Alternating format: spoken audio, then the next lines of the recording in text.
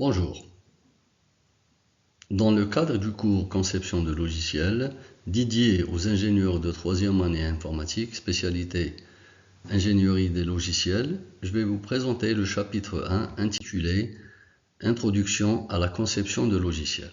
Comme plan de travail, j'ai choisi d'utiliser les points suivants. Les concepts clés de la conception logicielle, les enjeux présents de la conception logicielle, conception pour la scalabilité, conception pour l'expérience utilisateur. Donc, la conception de logiciels joue un rôle crucial dans le cycle de développement de logiciels. Donc, c'est le processus de planification et de création de la structure de base d'un logiciel comprenant les relations entre les composants et leur organisation.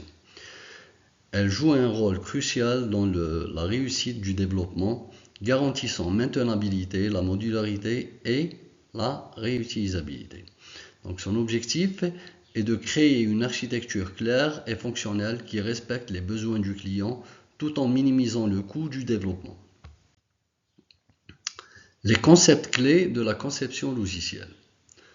Donc, ce schéma représente les différents concepts clés de la conception logicielle qu'on va détailler un par un dans ce qui suit.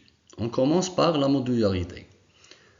Donc, sa définition, c'est diviser un système en composants indépendants pour faciliter la maintenance, les tests et la compréhension. Comme exemple, nous pouvons prendre le développement des systèmes de gestion scolaire, c'est-à-dire diviser le système en modules, gestion des étudiants, on peut ajouter, supprimer ou modifier des étudiants, gestion des enseignants, planifier les horaires ou bien gérer les salaires, et la gestion des cours qui va être représentée par le suivi des matières enseignées. Donc cela permet à différentes équipes de travailler sur chaque module de façon indépendante. Le deuxième concept, c'est l'abstraction. Donc l'abstraction consiste à cacher les détails d'implémentation d'une fonctionnalité et à ne fournir qu'une interface simple pour l'utiliser. Comme exemple, nous prenons le développement d'une bibliothèque graphique. Donc une classe abstraite forme peut représenter toutes les formes géométriques. Les classes spécifiques rectangle, cercle héritent de la classe abstraite. Le programme peut appeler une méthode dessinée sans connaître le type de la forme. Le troisième concept, c'est l'encapsulation. Donc il consiste à protéger les données internes d'une classe et à les rendre accessibles uniquement via des méthodes publiques. Exemple, une classe compte bancaire peut avoir des attributs comme solde qui sont accessibles uniquement via des méthodes comme déposer ou getSolde. Cela protège le solde contre des modifications non autorisées. Le quatrième concept, c'est l'héritage. Il permet de créer les relations parent-enfant entre les classes pour partager des caractéristiques communes. Par exemple, une classe parent animal avec des classes enfants comme chien et chat. Les deux enfants héritent des propriétés générales comme parler et peuvent avoir leurs propres propriétés spécifiques. Le cinquième concept, à savoir le polymorphisme, il permet d'utiliser une même méthode pour des objets de différents types. Donc, une méthode dessinée peut être utilisée pour des objets cercles. Le sixième concept, qui est la responsabilité unique, chaque module ou classe doit avoir une seule responsabilité clairement définie. Par exemple, une classe facture doit uniquement gérer des calculs liés aux factures, pas la gestion des produits ou des clients. Cela simplifie la maintenance. Le septième concept, qui est la cohésion et couplage. Donc la cohésion, chaque classe ou méthode doit être responsable d'une tâche spécifique. Contrairement au couplage, les dépendances entre classes doivent être minimisées. Exemple, une fonction calcul somme qui s'occupe uniquement d'additionner des nombres est très cohésive. Si elle ne dépend pas d'autres fonctions ou modules, elle est faiblement. Les design patterns, c'est le fait d'utiliser des modèles de conception standardisés pour résoudre des problèmes courants.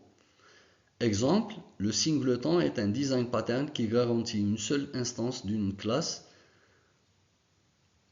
ou bien le singleton est un design pattern qui garantit qu'une seule instance d'une classe est créée. Par exemple, une classe configuration peut avoir une seule instance pour stocker les paramètres globaux d'une application.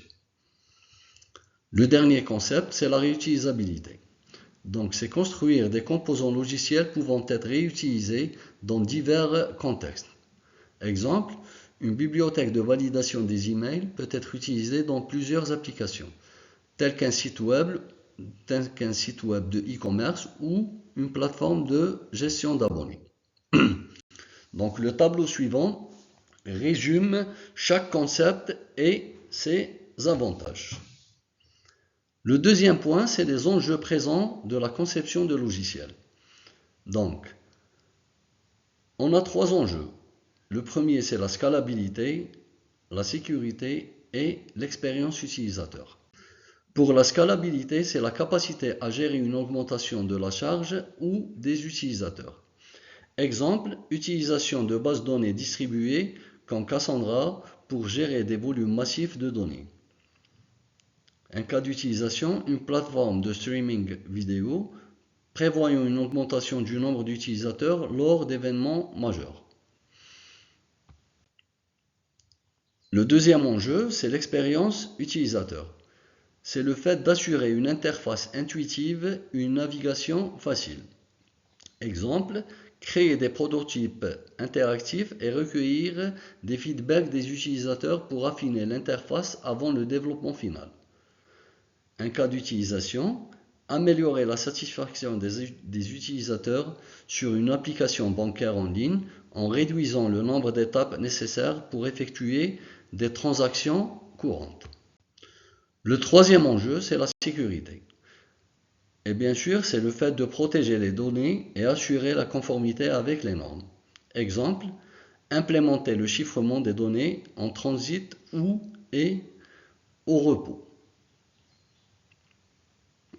Un cas d'utilisation, protéger les informations sensibles des utilisateurs dans une application bancaire.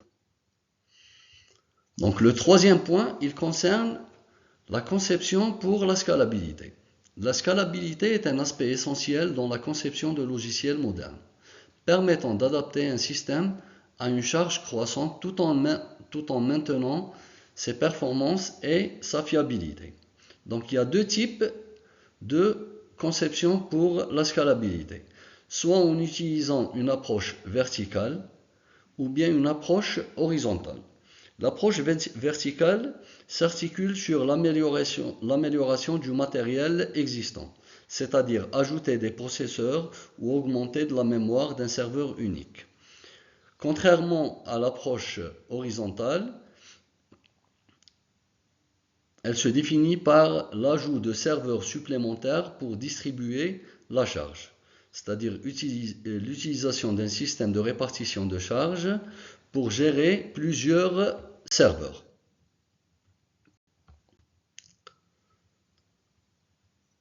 Toujours dans la conception pour la scalabilité, on a le point de base de données scalable. Donc pour les bases de données scalables, on peut trouver deux types. Le sharding, qui est la division des données en fragments sur plusieurs bases de données. Et bien sûr, la réplication, qui est la duplication des données sur plusieurs serveurs. Les designs pour la scalabilité, on peut trouver les microservices, le système de caching et bien sûr Event-Driven Architecture. Le quatrième point, c'est la conception pour l'expérience utilisateur. Donc l'expérience utilisateur est cruciale pour assurer une interaction intuitive et efficace entre les utilisateurs et le logiciel. Une bonne expérience utilisateur peut améliorer la satisfaction des utilisateurs, augmenter la rétention et optimiser les conversions.